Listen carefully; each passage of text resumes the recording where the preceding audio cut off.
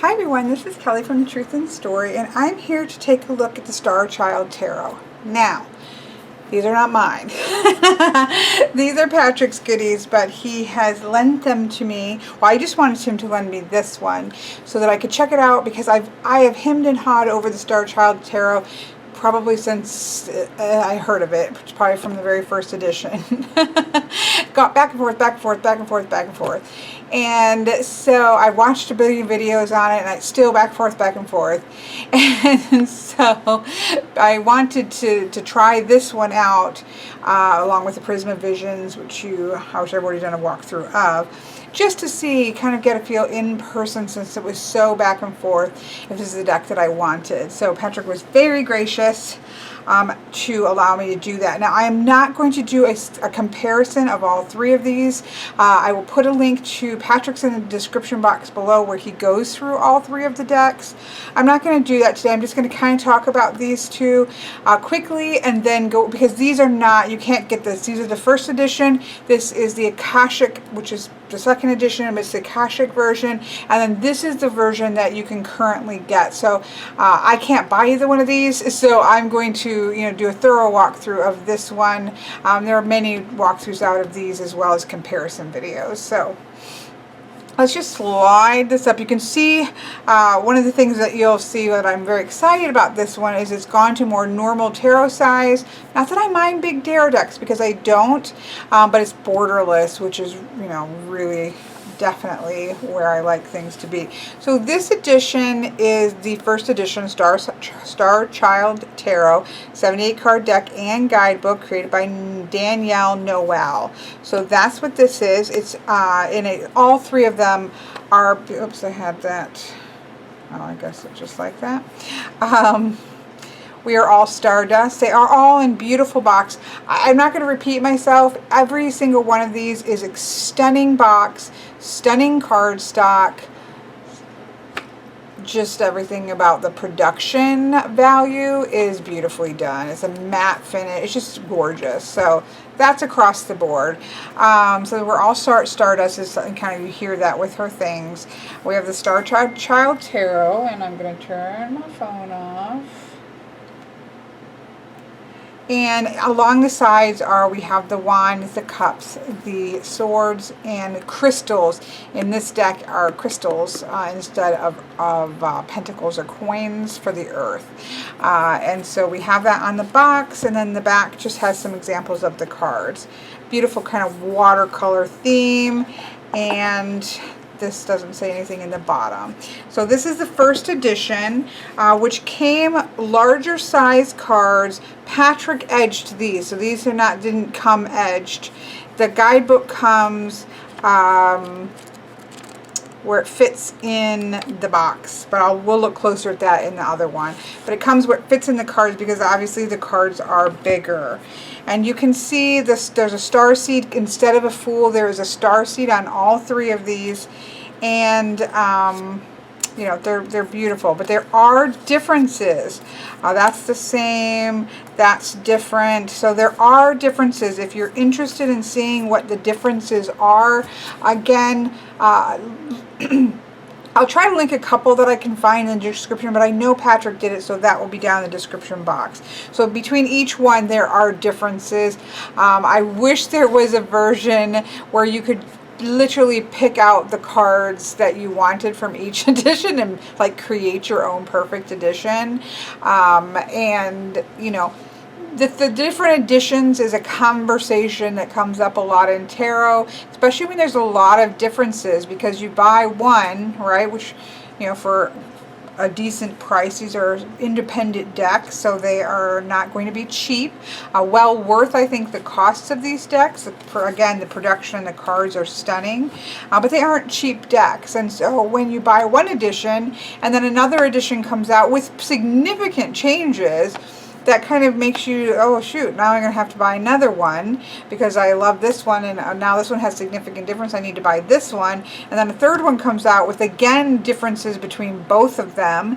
And you think, oh shoot, now what? I got to buy 3 decks? If I'm really a fan, you don't have to. So that's the number one thing is nobody has, nobody's forced to buy multiple editions of the same deck. You know, we all control over our own self and our own finances. So like that is, I will say that up, you know, straight out. This is, we are all in control. But I will say, as a consumer, that can be a little bit frustrating, right? Just because you think, okay, well, I just, I love it. Like if it's something I really love, I kind of feel like I really want to have all 3 editions or something along that nature. And it can be a little bit frustrating to have edition after, you know, 3 different editions of the same deck that each have fairly significant card changes.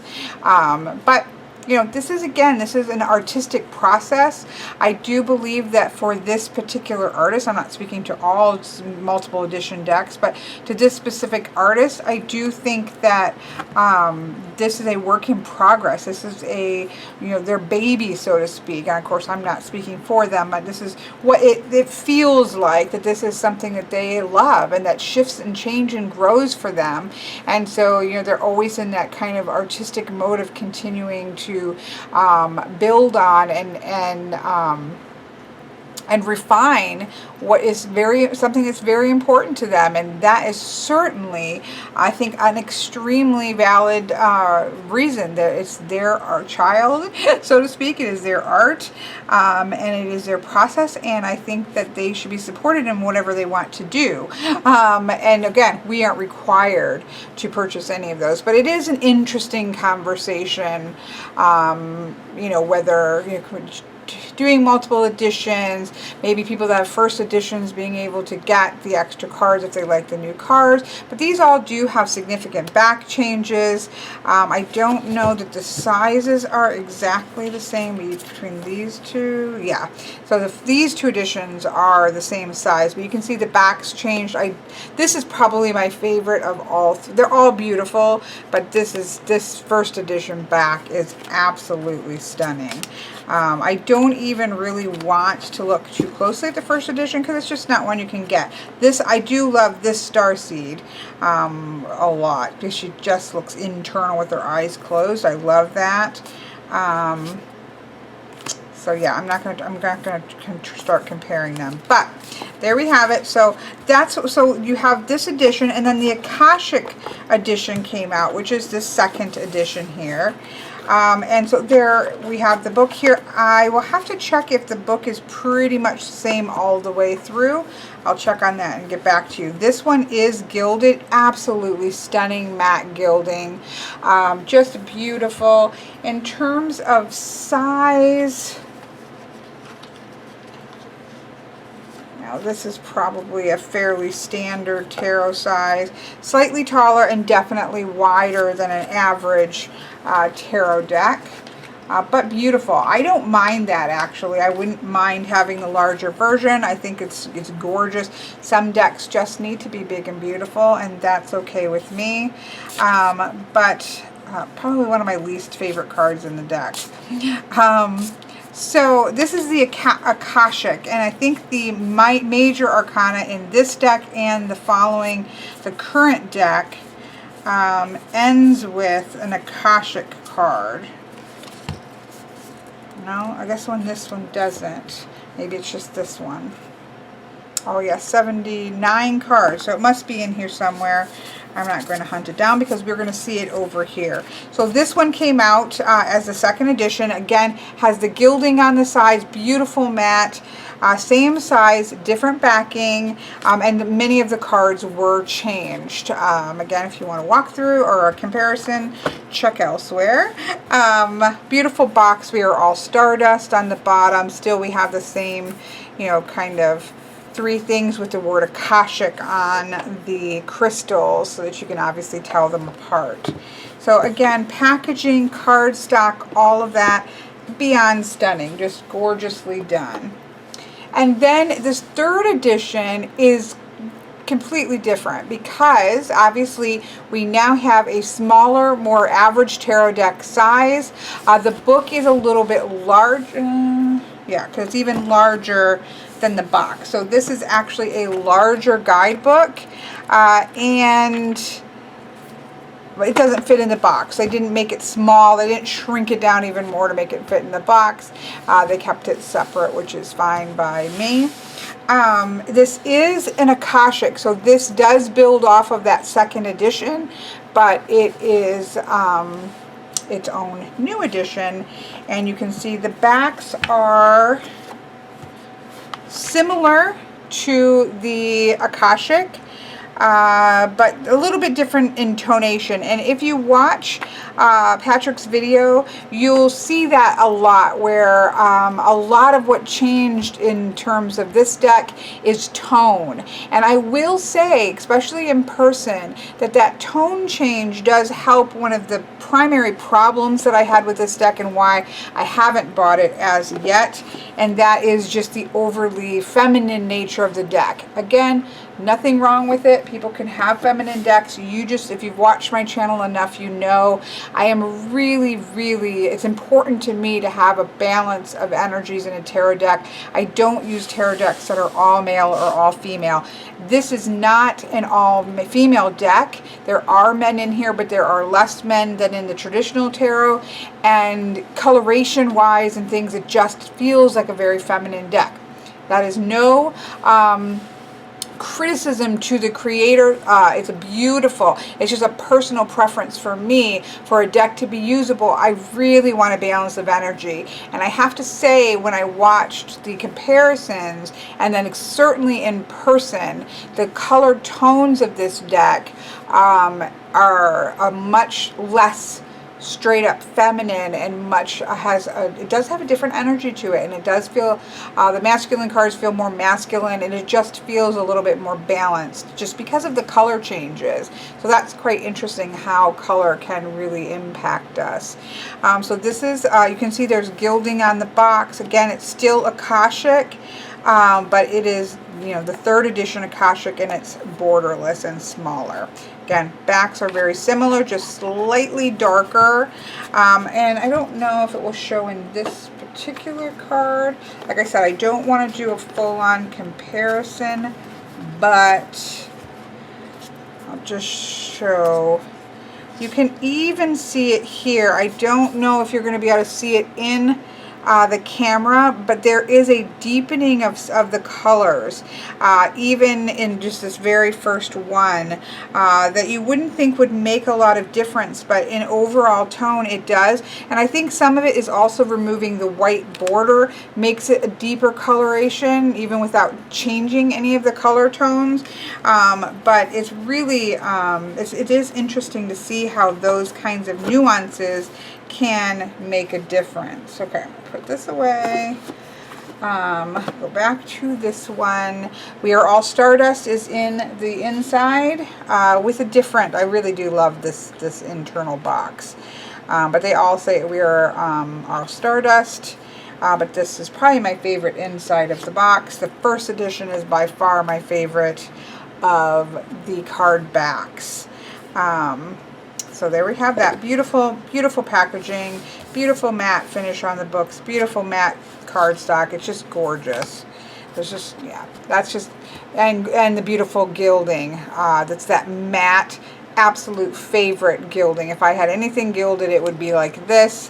The 1889 Lenormand is like this. It's just stunning and classy and sharp. I love it. So there we have that. Let's take a quick look at the guidebook before we get to the card. Okay, now I have confirmation that the guidebooks are not exactly the same. Obviously, there are also card changes, so that is going to change, you know, depending on the images that are in the cards. And there are differences in the guidebooks. They are not exactly the same. But again, for a full comparison, see below. I know I repeat myself, but so here we have the guidebook that says the Starchild Tarot, a light worker's guide, an intuitive tool that connects with your innermost realms and higher self. This 79 card deck explores the ancient traditions of tarot through a multi-dimensional journey of consciousness and awakening, and it is written and designed by Danielle Noel. Now, one of the two things that kind of kept me from knowing whether I really wanted to buy this deck, One was what I spoke about, the femininity of the deck. And again, that is not a criticism. It's just what I know that I want in a particular deck. The other thing is the whole Starseed, Starchild concept, Akashic, even Akashic records. Like, it's just not a it's not a path that I know a lot about, and it's not something that resonates with me or something that I work with. So I thought, okay, well, this seems to be quite heavily into this whole starseed concept. That's not something that I really follow or work with, so it's probably not a deck for me. Even the Fool, you know, has been changed to Starseed. So that has been, those are the two things that has changed me. So we talk about this multi-directional, now I saw one of them, it said, what is a starseed?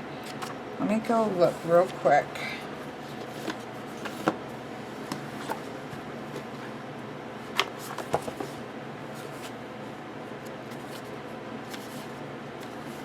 I have to say, I love the cardstock, or the paper, in this little first edition.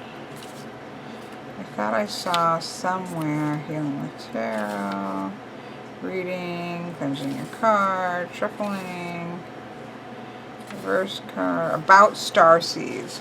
Starseeds are those who feel a longing for a great soul purpose in life. This could also mean they yearn to return to another world, star system, or higher state of consciousness. With these cosmic bonds to other parts of the universe, they feel a great fascination and a love for looking up to the stars. Going on doing something. For many starseeds, the day-to-day living within the institutions of the world can be challenging or frustrating. Many of the images throughout the Starchild Tarot feature representations of starseed characters with stories of their own. The traditional course through the Oracle of the Tarot has been transformed into a multi-dimensional journey.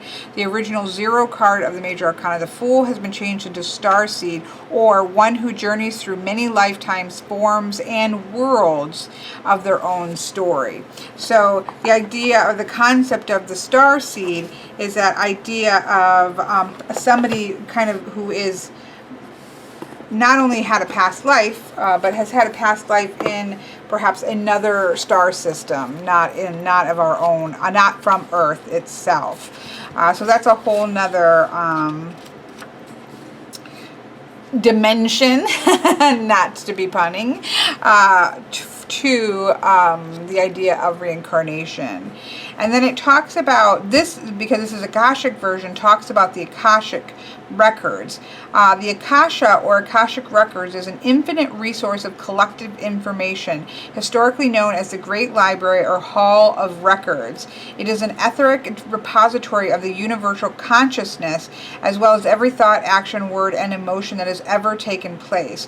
So, as so much is stored within its database, it is constantly changing and updating with new information.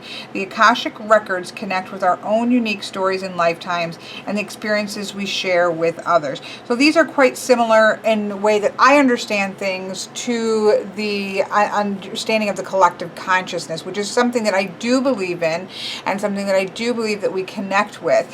And so the Akashic records are similar concept to the idea of a collective of consciousness. And so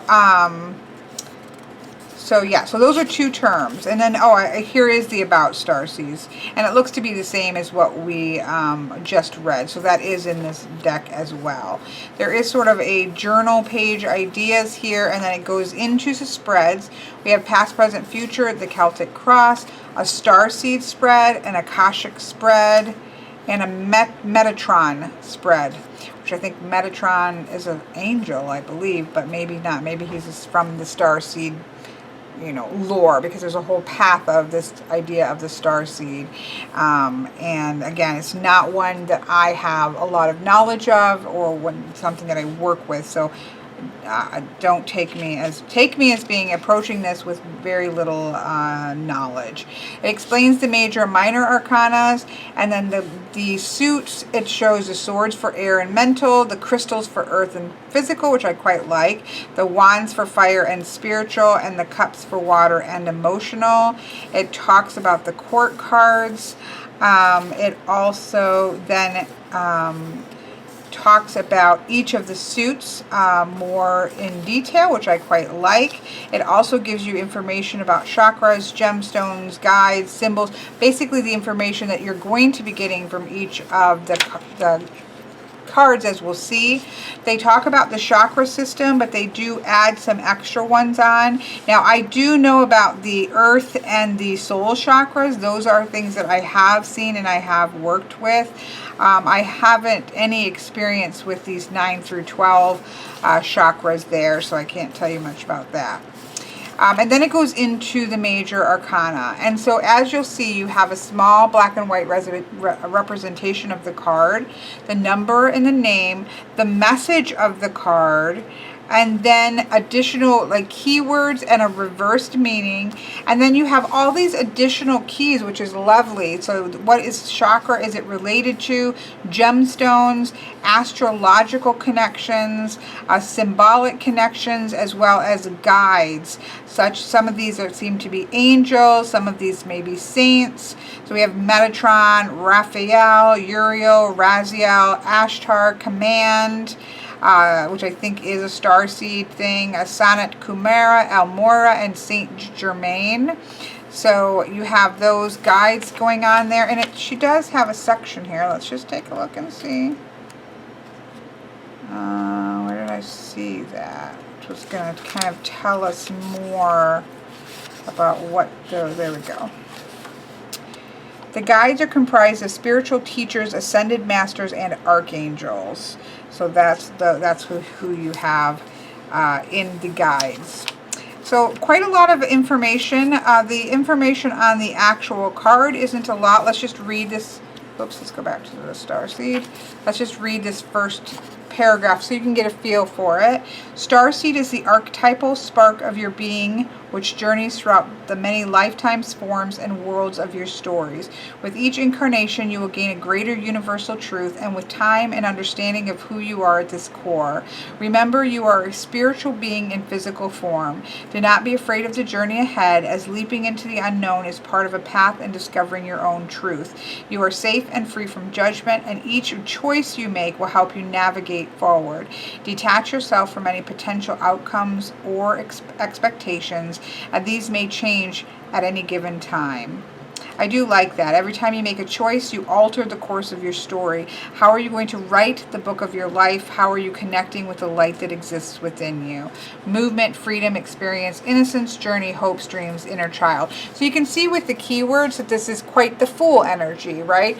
It's that fresh energy. This is a fresh lifetime, a fresh experience. Every time you make a choice and a decision, we are kind of creating a new step in our journey. So I quite actually like this, and I think it's very relatable as the Fool energy. So no big shifts there.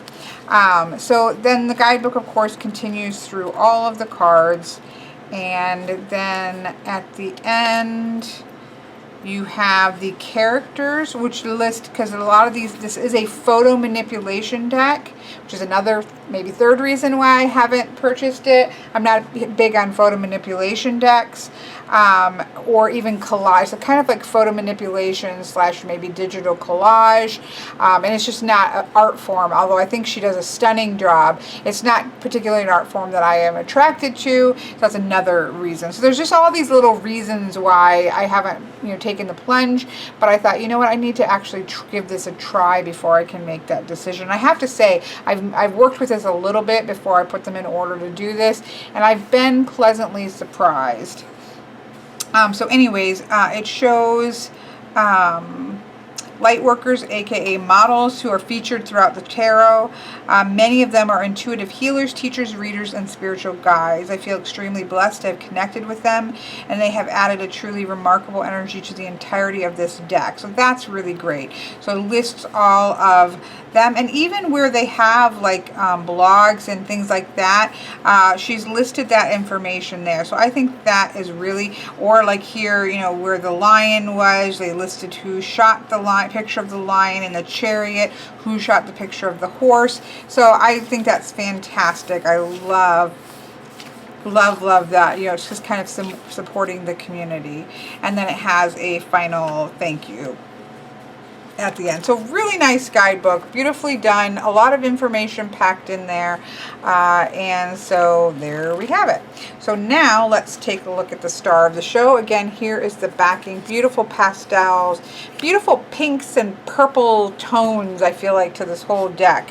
And beautiful, beautiful, did I say beautiful, beautiful matte gilding. Oh yes. So let's zoom in here. And again, there's a million walkthroughs of this deck out there.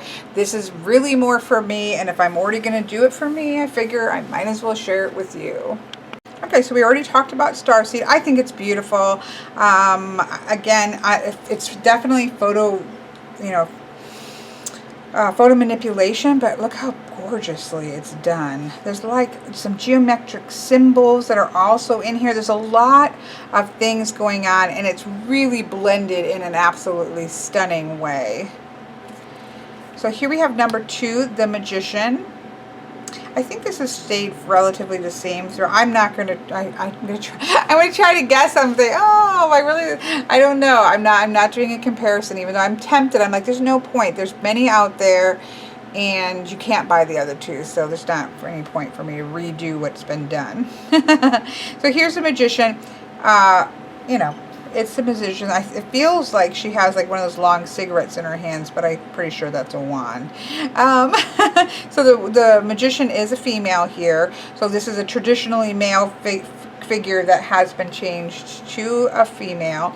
I don't mind when those things happen. Like, I love it when a Hierophant comes up as a female, just because a Hermit comes up as a female, because it's a card I really identify with, so it's refreshing sometimes when it's female.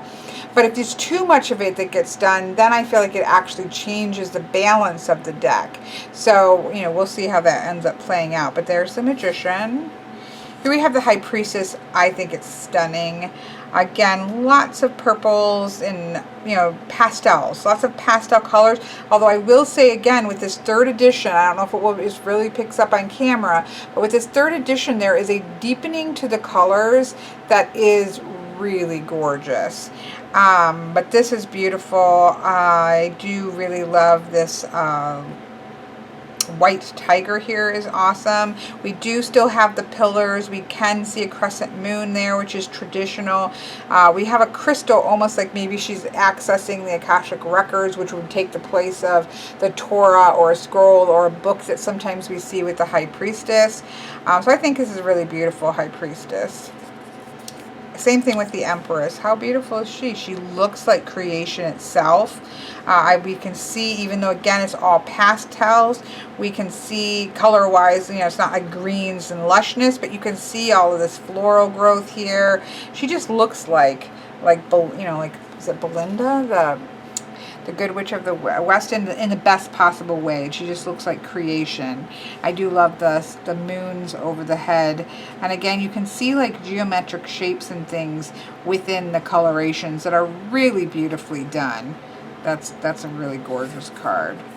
The Emperor, we have a lion. Now what's strange to me is that it's not a male lion. I don't think there is any, unless this is supposed to artistically be his mane, which I guess is possible. I don't feel, it looks like a female lion. So I'm just going to take, I know I said I wouldn't, but I'm just going to take a quick look. Nope, that's the same. But it almost looks like that could be supposed to be an artistic mane, but I don't know. Well, let's take a look at the book. And again, I know male and female is very much in terms of, and I'm not talking gender, because that is very problematic, and we don't need gender differences. But if we're talking about energetically, that masculine and feminine energy, I do really like to see, even though I can understand that it's kind of an outdated expression. This card may also signal authoritative figure, sense of clarity. Yeah, so the description to me is very similar to what you would see for the Emperor generally. It doesn't really talk about masculine and feminine, and maybe that's part of the key to this deck, is that we shouldn't really be worrying about masculine and feminine.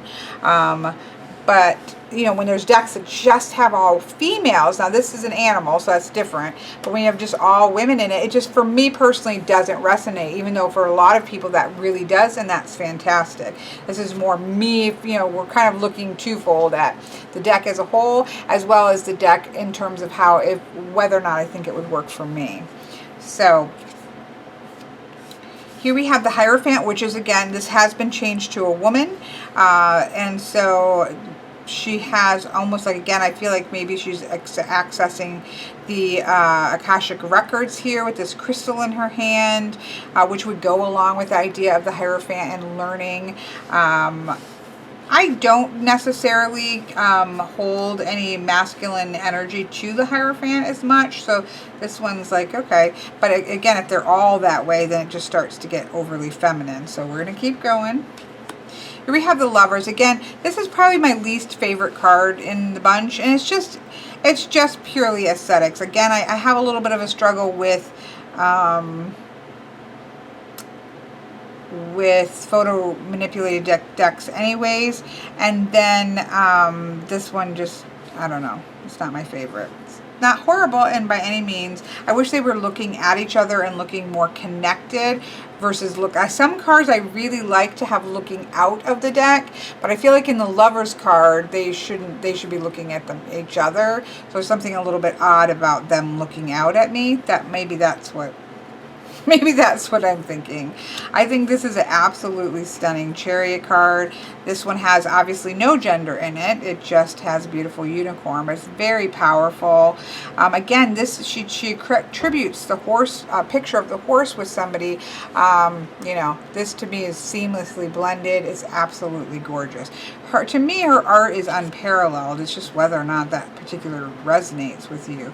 This is gorgeous as well.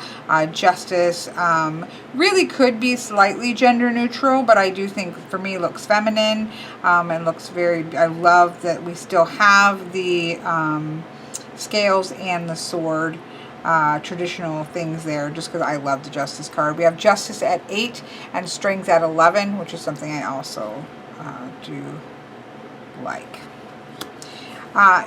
For the Hermit card, we have Serenity. So that idea of, you know, when we think of the Hermit as going outward, right, going off on this journey, it is still an inward journey, but it's symbolized as him going outward up into the mountains very often.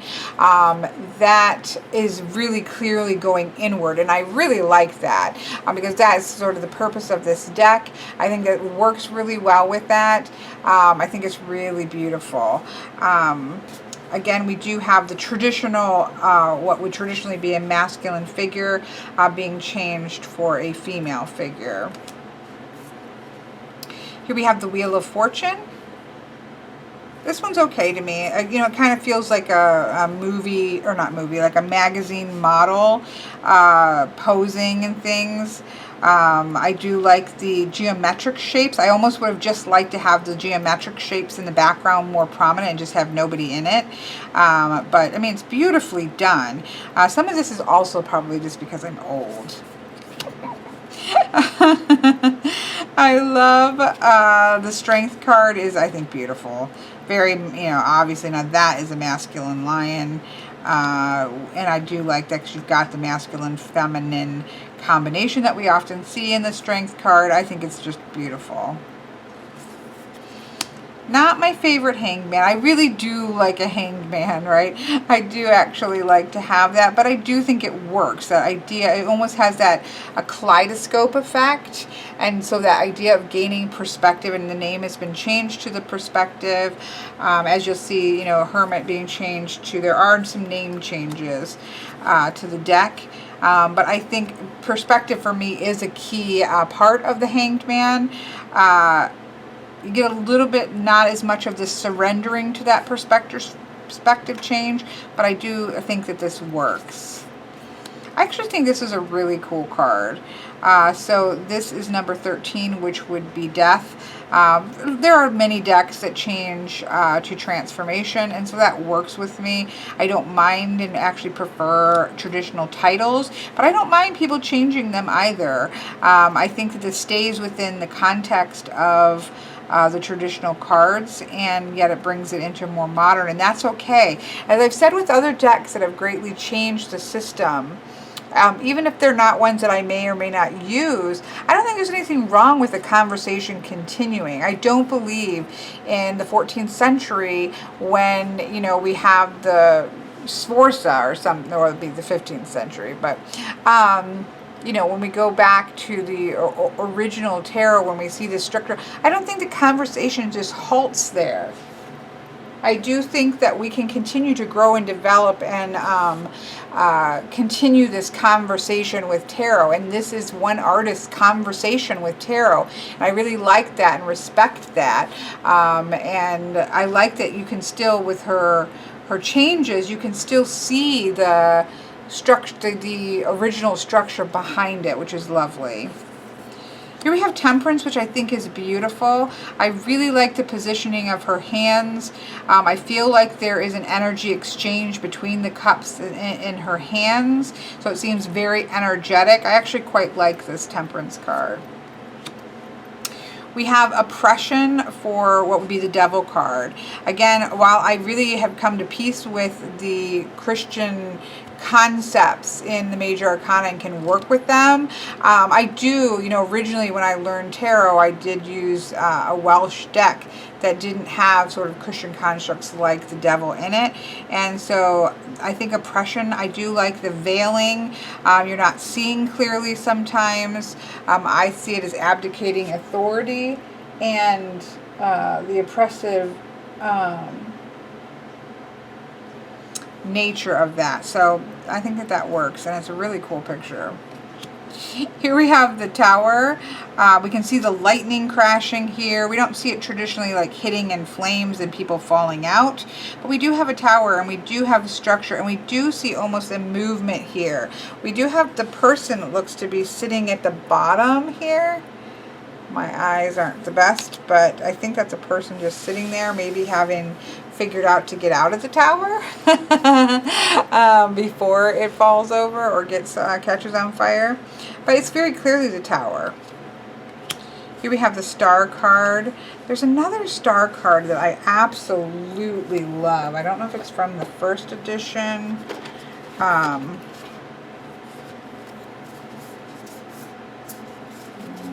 Just seeing if I can very quickly find it, because there was one. Here's the Perspective card of the hang. That was very much more Hanged Man energy, right? Very different transformation or death card. I quite like the new one, to be honest. And I definitely like the new one of the Temperance. sorry, we're taking a little bit of a shift. There's this. I love this Star card. Absolutely love. This is the first edition Star card. The other ones, I like the third edition better, but this one is gorgeous. There's nothing, this is not beautiful. It's not beautiful. It's a gorgeous card, but this to me is just like, whoa, that is a Star card. Okay, putting that away. I know I'm trying very hard not to go back and forth too much. Beautiful Moon card, absolutely gorgeous. I love the phases here. I love the dark color of her clothing, the big bold moon. I like everything about it. It's beautiful. And then the Sun card. I would love to have seen a little bit of warmth come into the Sun card, because I will say this is a very cool deck just because of cool toned, because of the pinks and the purples and the pastel turquoises and blues. It's a very cool tone, way more. People say that about the Fountain Tarot, but this to me so far in the majors is quite a cool tone deck, but it's still really beautiful.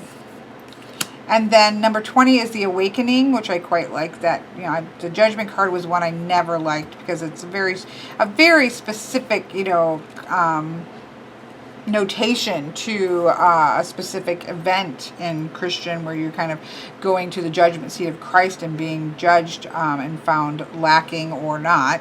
And so I quite like this idea of the awakening here. So I think that's really beautiful. And then the universe card, again, I think is gorgeous. This is a deck, you know, about, you know, interdimensional, all this kind of inward journey. And she looks like she is definitely in that pose. I love the light on the top of her head. I feel like she is at one with all of her lifetimes, whether they were on Earth or in other planets.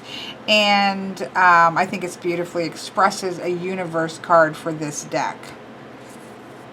And then this deck has an Akashic records. So let's just see what they, you know, do with this. I don't generally leave in extra cards. I did leave the Seeker and the Pagan Other Words for a little while, but I ended up taking it out. I do leave the Fountain and the Fountain Tarot. So currently that's the only deck that I have that I leave an extra card in. But the Akashic records represents an energetic matrix and imprint of every emotion. Okay, we already read all that. But how would you read this? The message. When we learn that we are in fact co-creators of our own realities, we are accessing the most optimal vibrations of potential experiences available to us and are effectively working with the Akashic records. When we talk about connecting with our higher self, we are also describing an understanding of our own Akashic records. When this card shows up, it comes as a reminder of the endless possibilities and limitless potentials that are surely available to you. And these can be accessed in various ways through exploring insight, imagination, past life memories, intuitive glimpses, meditation, dreams, prayer, high frequency foods, energetic downloads, connections with others, music, dancing, exercising, nature, interaction with animals, being creative, and so on and so forth. So that's a beautiful card. Again, I probably wouldn't leave it in just because that's just the way I am, but it's in a deck about starseeds and Akashic records. It certainly makes sense. And that brings us to the minors. Now, I used to always show the four of them together, and I've noticed that I've stopped doing that. So let me zoom out a little bit. And let's take a look. So we have wands.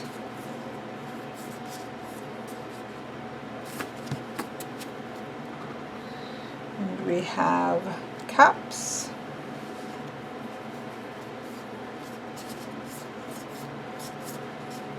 And we have swords.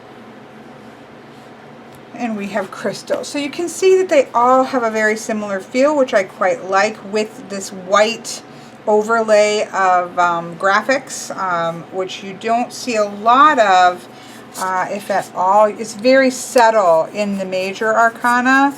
I don't think you see anything that's quite so bold as that. So I like that that ties the four of them together, which I think does look quite beautiful.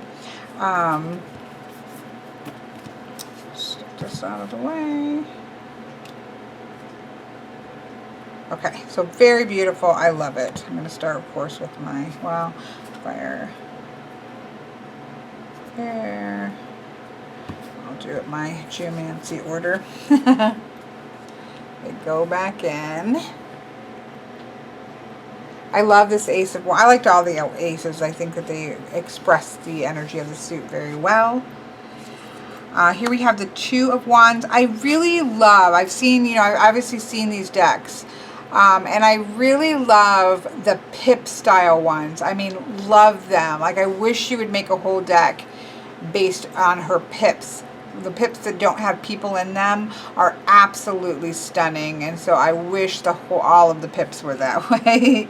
But this is beautiful, and it's a Two of Wands. You have that sense of being between and kind of mapping out and planning her future. So it definitely works. I just, you know me, I'm a pip person. I think this is a gorgeous Three of Wands. She is literally waiting. Instead of an ocean, we have a universe. I think it's stunning. I think it's an absolutely gorgeous card. And I don't like people and, you know, minors as much. But see this. Look at that Four of Wands. Like, her pip style minors just blow me away. Five of Wands. I quite like this because we can see all of this going on inside, and so tradition, even if you want to read traditionally where you have that disruption, it's an internal disruption, which is the case, right? Oftentimes it's an internal thing, and this is a deck that definitely is about the internal world, and she really does a good job carrying that through all of the cards, where even disruptive numbers are going to be numbers that are internalized, not an external fight. Here we have the Six of Wands. I'm not a huge fan of these mirror images here,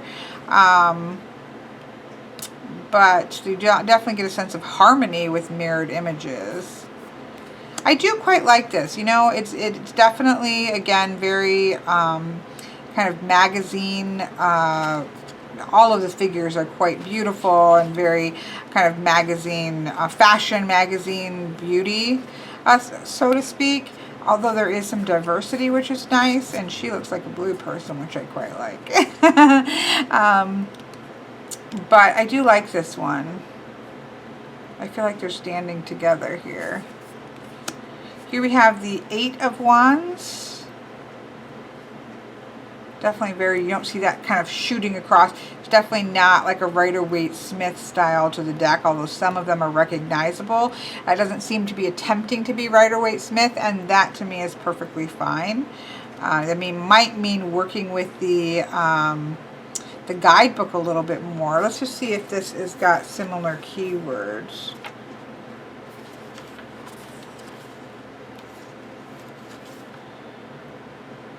There's a card of movement and transition, which is transit, definitely movement. So it has that similar sense of things are changing and things are moving. It's just a little bit expresses it differently. So they're there. It's just, see, look at that. I mean, that just blows me away. That blows me away. That blows me away. Like her pip cards are so gorgeous. I just love them. Again, not a big fan of the mirrored images and that, but that's, you know, it's part of the style of the deck. I respect that, but it's not a huge fan of it. Here we have the Page of Wands as a female, which again, that's fine. We have the, because I tend to think of it that way anyways, we have the Knight of Wands as being a masculine. We have a beautiful Queen of Wands. And then we have the King of Wands, who's kind of funny. It makes me kind of think of a 50s like sci-fi show or something.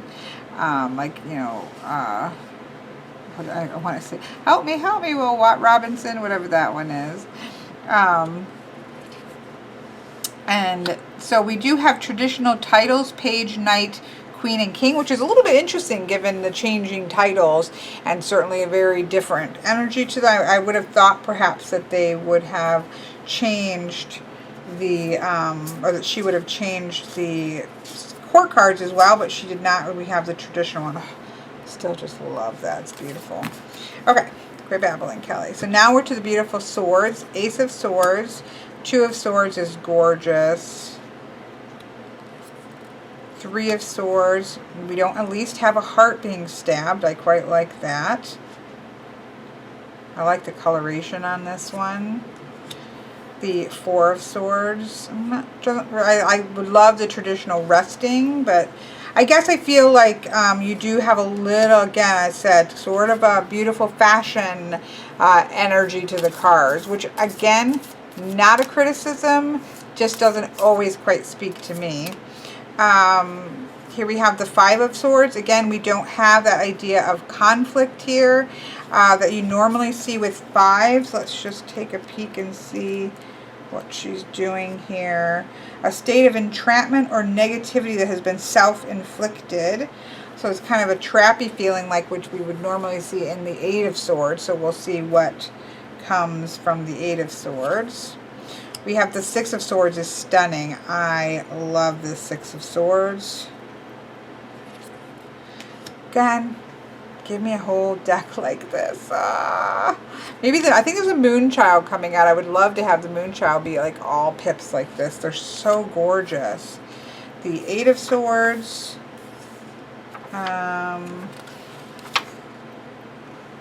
Inability to move forward.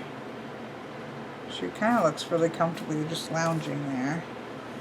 Disempowerment, but it's through her own, she could get up and walk. I do like that because it's through her own issues, right? The energy, I will say, of the Five of Swords and the Six of Swords seems quite similar, with that trapped kind of feeling, but whereas I think of fives as a little bit more disruptive, and we're not really seeing that. They seem to be quite similar in energy, but I think, you know, you can work with it. The Nine of Swords is very powerful. I quite like this. A state of inner disharmony. She doesn't look disharmonized. She looks like she's gotten control of it. Fear, illusion, despair, isolation. See, I don't think she looks like any of those things. She, to me, and I love this image, but she looks like she's going to kick somebody's butt. So I feel like she had that internal. We can see the clouds in that cloudiness up here, but now she's like over it. Like, I'm not doing this anymore. So I almost feel like this is more taking care of the solution to the problem than it is actually being anxious, because I don't see a state of inner disharmony or worrying. So even though that's what we see in the guidebook, I don't see that reflected in this image, but I do like the image. Gorgeous Ten of Swords. One of my favorite Ten of Swords. I would love, I know I've said it 50 times. Give me a deck of all this woman's pips. Her pip cards just blow me away. Please do a pip deck. Please do a pip deck. I would love a pip deck from the wonderful Danielle Noel. Not that she's listening, but if you are, make me a pip deck. You know, just toss out a new deck. That's no big deal. Beautiful Page of Swords. So we have the page here as sort of a feminine energy. The Knight is this stunning Knight of Swords. It is a female. And again, that could be more at my hang up.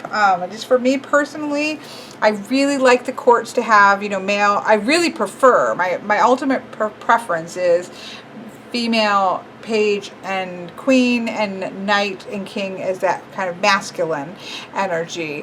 I'm a bit of a traditionalist in that way, and I accept that's one of my things, and that could be simply my own hang up. But I love this card. I think it's rich. It's like going to step into, not just going to ride into the flaming building like Knights of Swords sometimes do. She's going to jump into an interdimensional shift. So I think it's awesome. Awesome, awesome. Here we have the gorgeous Queen of Swords. I love the panther here. It's really beautiful. And then the King is gorgeous as well. I love the King of Swords. And that brings us to the absolutely beautiful Cups, Ace of Cups. That's a gorgeous Ace of Cups. The Two of Cups is quite interesting, right? I mean, normally, you know, we're seeing some similarity here, but we don't, normally with the Two of Cups, we see that kind of, this is a card of partnership, love, and deep friendship. So it doesn't seem as if, on a skimming, it doesn't seem as if the guidebook talks about the image that we're seeing, which is a little bit too bad. When we're really going to change up the basic imagery, I adore being able to see what is the artist thinking about and why did they place it the way that it is. It's new beginnings and budding romances. Unless I'm blind, all I can see is this woman laying here on the ground. I do like the rainbow, you know, connecting the two cups. So it's, the imagery is there, but it kind of is like almost like just before, it's like Sleeping Beauty is waiting. But not quite there, not that actual connection there. So that's a beautiful card, but kind of interesting portrayal of the Two of Cups. Three of Cups, very pip-like. You know, we've got the Three Cups here. Oh no, is that a person there in the middle? I don't know if that's a person. What do you think? Maybe I should have my glasses on. I don't know if that's a person or not, but regardless, you don't get any of the celebratoriness of this. It does talks about a time of celebration, energy, and social gatherings. Abundance, family. I don't see any of this in this card. Now that could be a person, but maybe we're looking at all of these stars as being that celebration of all of these like universes full of people. That could be. It is Starchild Tarot, so all of these, you know, stars actually indicating that, but I don't really get an energy of celebration from this card. Still beautiful. It's absolutely gorgeous. Four of Cups here. I do like that at least she doesn't look completely bored, because it does say apathy. It has Rider-Waite-Smith keywords. A lot of the keywords seem to be fairly Rider-Waite-Smith. Doesn't always go with the images. She looks a little bit bored, but I can certainly work with that. Could just be stable emotions. We have the Five of Cups with 4 cups and 1 is knocked over. Again, regret, obsession, self-pity. So we again have some of the similar things. I don't, other than the fallen over cup, I don't get like a real Five of Cups energy from this card, but it's beautiful. And we do start to see some of the more like photoshopped, you know, items on, which is just part of collage art, and that's just personal preference. I do love the Six of Cups. I feel like she's just seeing this castle over here, and I just think it's really beautiful. That idea of kind of seeing the once upon a time, of the sense of nostalgia and seeing the world through fresh eyes and seeing the fairy tale castle. I do like that Six of Cups. Seven of Cups with all the crystals in the cups. Seems like you can't go wrong in choosing any one of those cups. The Eight of Cups is stunning again. I think she's going to head out on a journey that is going to be celestial instead of just climbing up a mountain, which is pretty gorgeous. Very flowy blonde hair. Again, very fashion, modern fashion imagery in terms of the people, but you know, gorgeous Nine of Cups. Because it's all within her. I do like this, a wish fulfillment, but it's like almost like a constellation within her. I think that's stunning. This looks to me like the Three of Cups, but I do like the connectiveness here of the Ten of Cups. Family, friendship, love, everything coming together. I think it's beautiful, but if I just saw this and didn't see this, I would probably assume it was the Three of Cups, except for, of course, we have all these cups up there. Here we have the Knight of Cups, which is also a female, but it's so beautiful. Again, going off into the interdimensions for the knights, which I quite like. Oh, well, I got them a little mixed up there, but that's okay. Beautiful page of Cups. Queen of Cups, I don't know what she's doing with her hand. I'm not so sure about her. I love the Queen of Swords. I love the Queen of Wands. She's a little bit, doesn't feel nurturing. That doesn't feel like a nurturing picture. So I'm not so sure about that one. Although they have it more introspective. Psychic, I do think she kind of looks like she's psychic.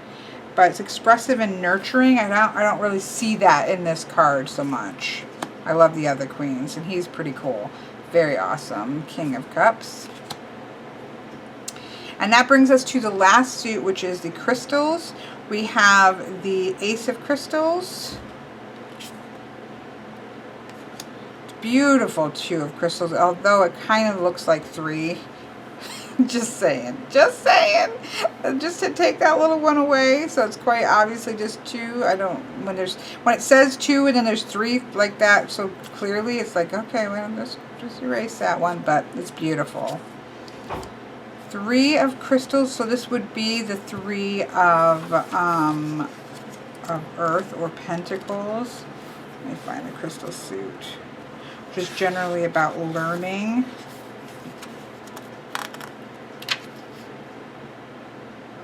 A state of accomplishment after hard work. Maybe she's stretching. It's beautiful. 4 of Crystals. I do like this one though. I don't see this as possessiveness, but he does. He's holding on to his energy. I do like this card. It reminds me of a little bit with the vest of Han Solo, which is awesome because it is intergalactic. But I do like this. I like that idea of, because it's energy, it's resources that are being held in the Four of Earth, and I quite like it. It really looks like that. That is so beautiful. Five of Crystals. It almost looks like there's animals in there. This is normally the Five of Pentacles. Worry or loss. Worry, over speculation, loss, or manifestation. I really don't see it. It's a beautiful card. I don't see it. Look at, there's a cat face there and a dog face there. There's a cat and a dog in there. I really like this card. I don't really see it as the Five of Earth. Maybe going in there for sanctuary, but why do we have animals in here? A sense of worry or loss in your life. This could indicate actual state of illness, lack of finances, or feeling of rejection. Know that despite the hardship you're experiencing, there is still hope and support available to you from your cat and your dog. You have the power to come out of the situation in a new blah. Yeah, it's very reads extremely Rider-Waite-Smith, but I don't know. I don't know about that one. Six of Crystals. It's about new opportunities and philanthropy, generosity, prosperity. She's not giving anything. This one's looking this way. This one's looking at you. I'm not sure about it. I will say that I think, there's a slight problem with the images not always reflecting what's going on, because I feel like the meanings are very Rider-Waite-Smith for the most part, and yet we're not always seeing that reflected in the images. I don't see this as giving, unless you're giving to yourself, because that does look to be like the same person. So maybe you're giving to yourself energetically. I'm not sure. Not sure about that one. They're beautiful. I just don't always see the connection, even with the guidebook. Seven of Crystals is beautiful. I love the crystals that are being balanced here. There is a sense of new perspective of your life goals, anticipation. You're waiting for these things to rise and come to fruition. She looks very meditative. I do really like that one. Here we have the Eight of Crystals, which is kind of doing something similar, but she's standing up with her back to us. Perseverance. She's balancing all these crystals. Spiritual growth. Put all of your energy in movement. She's standing up because she's going to move into a new phase with the Eight of Crystals. Yeah. Definitely at least moving forward. I'm not so sure, to be honest. I feel like you might just have to look at, I really saw this and started to sing The Hills Are Alive in my head. This is what happens within Kelly's brain. The hills are alive, even across the galaxy, with the sound of music. Beautiful, beautiful card. Absolutely stunning. Culmination of your hard work. She's got it all in her hands, all the power that she needs. The whole universe is in her dress. And then beautiful Ten of Crystals. I just wish they were all pips like that. I guess that's where I'm headed. But I would say that about a lot of decks, right? This is not a personal criticism, because I'd probably say this about a lot. But there's a gorgeous page. I quite like the knight. He looks a little bit like he is a knight of old, but in an interdimensional shift. Beautiful queen. And then we have the king, who looks pretty great. The first thing I thought was, what's that Irish guy's name? Colin Farrell. Not a bad thing. Not a bad thing at all. So there we have it. I think it's interesting that we have, all females for the queens. This is how my brain works, because I'm dissecting the deck. It's my job. All of the male kings, right? All of the pages are females. So we have really, strict gender in all of them. But then in the knights, we have at least two of each. So you would have thought you would have either had two of each in all of them, or within the pages and the knights, or just had these all be men. So it's like two more ways in which you have But for the most part, I think this stays fairly traditional there. Those are just those little nitpicky things that come to mind. So there are, you know, with the 2 knights there that I just mentioned, you do have traditionally a fool as a male. The emperor, you know, that looks like a female lion to me. The hermit, the hierophant, the magician. I think even the hanged man, I'm sorry I didn't pull that out, but I think even the hanged man is 2 women. So you do have a lot of the traditionally masculine cards that have been changed. So there are men in the deck, but it definitely has less men than a traditional. So you kind of, if that gender balance, like me, is something that is fairly important to you, you know, that has been shifted. You know, we do have it in the lovers. Traditionally, there would be a man in the chariot card. There's just a horse here, which I can, you know, I can handle that. Perspective, yeah, we have 2 women, or the reflection of the women, which this would traditionally be a masculine card. So we do have, again, a feminine shift. A shift not complete, but a shift towards the feminine. And there, again, that is every tarot creator's right. But for my own self, that can become problematic. These shuffle very much like, let's say, first edition Wild Unknown. There is not a lot of give to them. If you are a riffle shuffler like me, that will eventually hurt your hands. You can do it, you kind of have to a little bit more drop shuffle, you know, drop, rifle, riffle, whatever. I'm sure there's a real name for it, but it's beautiful. It's beautiful cardstock. So let's take a look at one of these spreads. I'm going to pause this and shuffle them a little bit more, and then we'll try one of the spreads that are part of this deck. I will say, after you shuffle it a couple times, you know, I do think that this, you know, Patrick is you know, he uses 1 or 2 decks. He's not one that uses a lot of decks. So I'm sure these haven't been shuffled a ton, because I think they would start to give a little bit and get easier to shuffle. I could feel just after a couple. And he did say I could riffle it, because I wanted to see that. So don't all be gasping, because he did approve me. Because I'm like, I won't riffle. He's like, oh, go ahead. That's fine. So don't start yelling at me. I think we should do the Starseed spread. I mean, it's called the Starseed Tarot, and it has a Starseed spread, so let's do that. I'm going to kind of go like this, so I can hold it aside. Really gorgeous cardstock. I can see why people really love this deck. There's a lot of people who absolutely love this deck, and I can see why. All of the issues that I have with this deck are mostly just issues with my own, what works for me as a person. As a reviewer, I have to kind of take that into account, but also make sure I step back from that, because many people love highly divine feminine decks, and so those would work very well for them. So that is just a personal preference of my own. The only flaw so far that I can really see is I do think that sometimes the images don't correlate with the guidebook, because I do think there's fairly traditional Rider-Waite-Smith messages basically within those, especially in the minors, that don't always reflect in the cards themselves to me. Now, somebody else might look at those cards and say, bam, yeah. Now, would that stop you from being able to use this? I don't think so whatsoever. I think it's beautiful and very usable, but that to me is slightly problematic. Just from a reviewer sense of the word, you know, if you're doing these kinds of reviews, I do try to be really thorough, and so sometimes that does mean, you know, pointing out things that I feel like could be slightly problematic.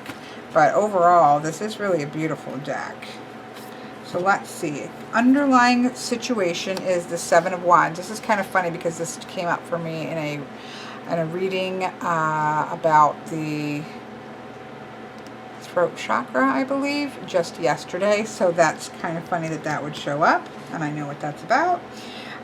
Number 2 is the first step, which we have as the 5 of crystals. The number, I'm trying to see how this is, 1, 2, 3 is down here. how to sustain your, I'm going to try to make it look like a star. There we go. Sad, sad star. I'm not very good at that. Oops. The number 3 is how to sustain myself, which is through strength.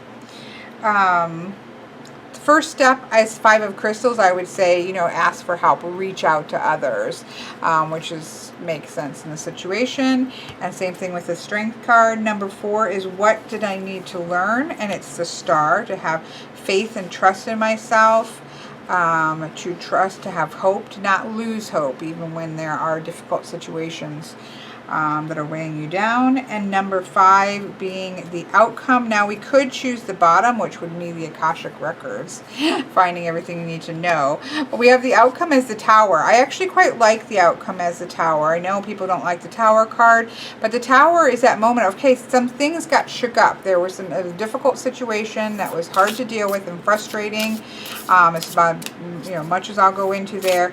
But the Tower as the solution or the outcome, things have gotten shaken up, okay, but ended up, okay, now what are you going to do? You kind of shake off some of the stuff that has become unbalanced, and now it's time to kind of pick up and rebuild in a stronger way in that particular area. And so I think that the Tower for an outcome actually works quite well with the situation. So there we have, I feel like we need like a crystal, right, for this deck, for this reading. I quite like that spread. I like the positions there. I love that she includes a couple spreads that are specific, 1, 2, 3 that are specific to the deck, and then more of a standard, what people will be comfortable and used to.